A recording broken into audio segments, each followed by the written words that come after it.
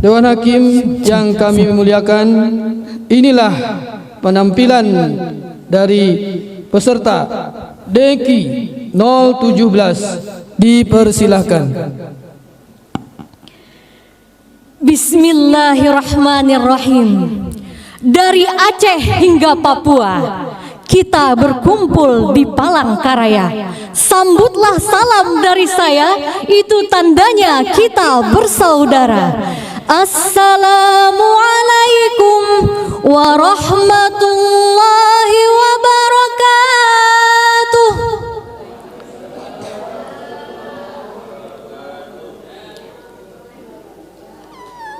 Alhamdulillah, alhamdulillahilladzi hadana lihada wa ma kunna linahtadiya laula an hadanallah.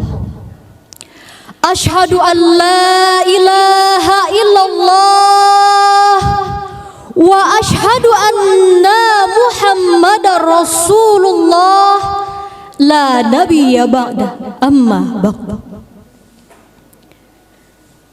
Puji syukur kepada Allah Subhanahu wa ta'ala, Tuhan yang Maha Esa, Tuhan yang Maha Kuasa, yang telah memuliakan kita dengan iman, memberi petunjuk kepada kita menuju keagungan syariatnya.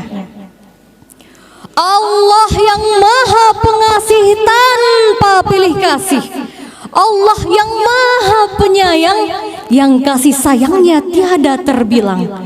Semoga kita semua selalu mendapat rahmat Allah, insya Allah.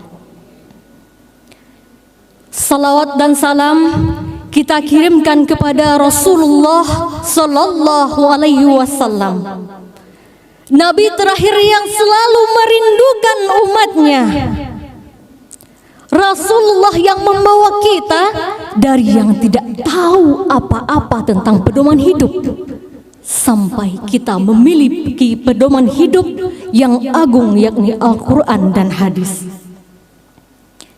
Beliau juga yang membawa kita dari zaman obor sampai ke zaman kompor, dari zaman onta sampai ke zaman Toyota, yang penuh kemajuan seperti yang kita rasakan saat ini. Dewan juri yang saya hormati, hadirin yang berbahagia, dalam kesempatan kali ini saya akan menyampaikan sebuah materi yang berjudul Islam dan Kebinekaan, wujudkan harmoni di tengah perbedaan. Salah satu anugerah yang diberikan oleh Allah kepada sebuah negara adalah adanya keberagaman. Keberagaman inilah sebuah kekayaan yang harus kita jaga. Sebagaimana Ibnu Katsir menafsirkan Al-Quran surat Hud ayat 118, bahwasannya Allah menciptakan kita berbeda-beda, mulai dari berbeda rezeki, berbeda agama, berbeda pandangan dan pendapat. Dan salah satu konsekuensi keberagaman ini adalah perbedaan dalam masalah politik. Jangan sampai berbeda pendapat malah saling menghujat. Jangan sampai berbeda pilihan malah terjadi perpecahan. Bahkan yang tadinya saudara kini terasa asing seperti orang lain. Bahkan suami istri bisa bercerai hanya karena berbeda pandangan. Na'udzubillahi min dzalik. Karena itu penting sekali bagi kita untuk membangun ukhuwah watoniyah. Apa itu? Yakni persaudaraan sesama bangsa. Lalu timbul pertanyaan, bagaimana cara kita membangun ukhuwah watoniyah agar kita tetap bersatu di tengah perbedaan ini? Hadirin yang dirahmati oleh Allah, yang pertama, kita harus memiliki karakter tasamuh atau toleransi. Toleransi ini merupakan sebuah sifat terpuji yang harus kita miliki. Menghargai hak-hak orang lain yang berbeda dengan kita. Tunggu dulu, tidak cukup hanya toleransi. Allah mengedukasi kita dalam surah Al-Hujurat ayat 13 bahwasannya toleransi ini akan terbangun dengan cara saling mengenal. Sebagaimana firman Allah yang akan saya bacakan dalam surah Al-Hujurat ayat 13.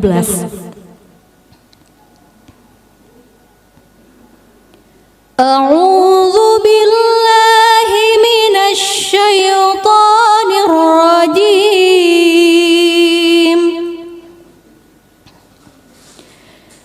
Bismillahirrahmanirrahim.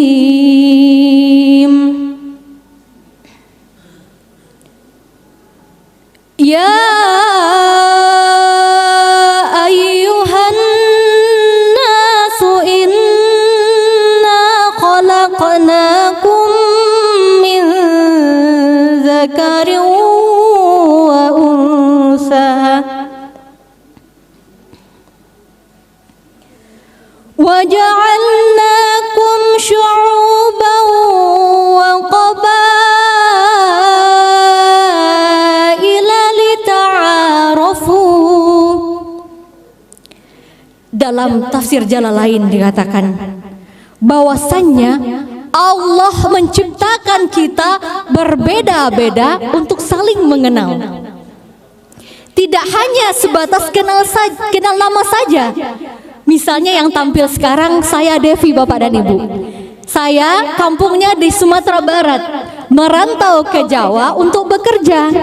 Jangan sampai saya dipaksa memakan gudeg Jogja yang manis, ternyata sukanya nasi Padang. Bapak suka nasi Padang, Pak?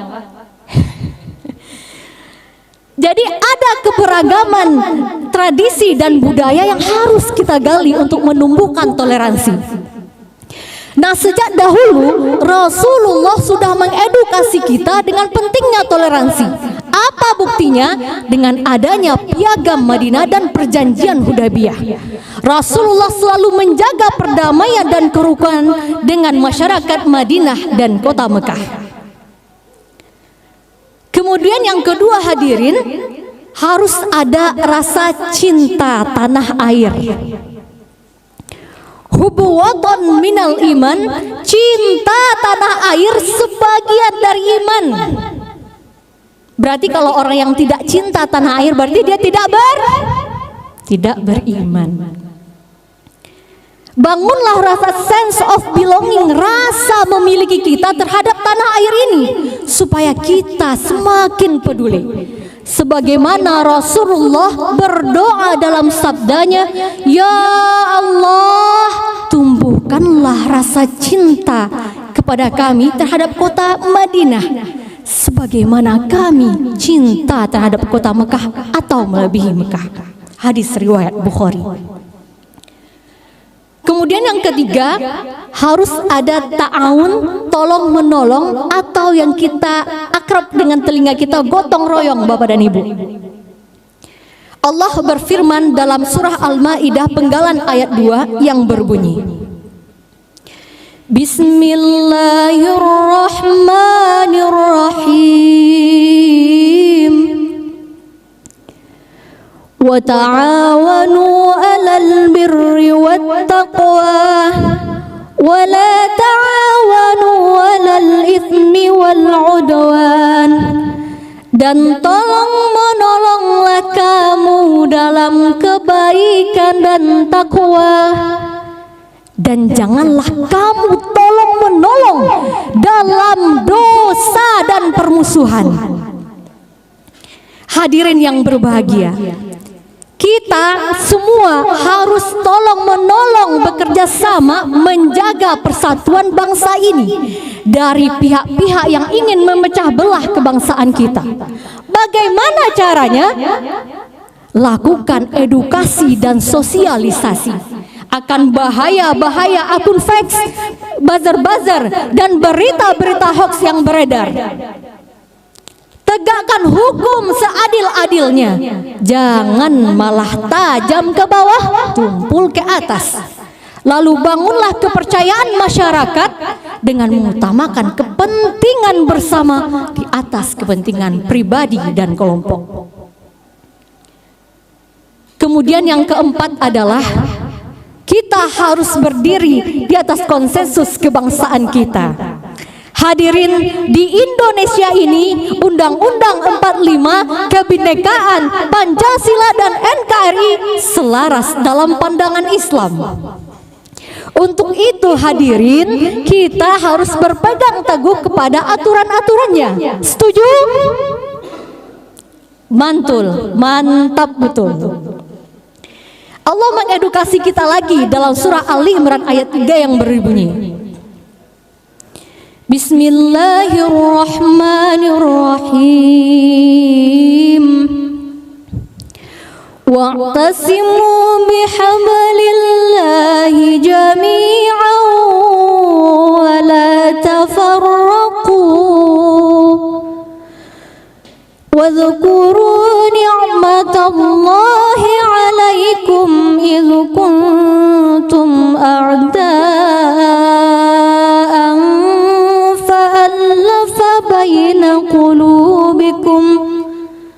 فألف بين قلوبكم فأصبحتم بنعمته إخوانا, yang artinya berpegang teguhlah kamu semua kepada tali agama Allah dan janganlah bercerai-berai. Ingatlah dahulu ketika kamu bermusuhan, lalu karena nikmat Allah kamu disatukan, lalu kamu menjadi saudara. Dalam tafsir As-Sa'adi dikatakan, Allah mencintai hambanya yang senantiasa menjaga persatuan, hadirin. Dan Allah tidak suka orang-orang yang terpecah belah. Lalu Allah mencintai orang-orang yang mengingat nikmatnya. Hadirin, untuk itu semoga kita bisa melaksanakan dan merealisasikan apa yang saya sampaikan tadi, agar kita tetap bersatu di tengah perbedaan. Demikian yang dapat saya sampaikan. Kepada manusia saya memohon maaf, kepada Allah saya memohon ampunan. Semoga kita semua memperoleh manfaat dan menjadi hamba-hamba yang bermanfaat. 718 bahasa daerah kita bersatu karena bahasa Indonesia. Walaupun kita tidak sedarah, semoga persatuan tetap kita jaga. Billahi taufik wal hidayah wa ridha wal inayah.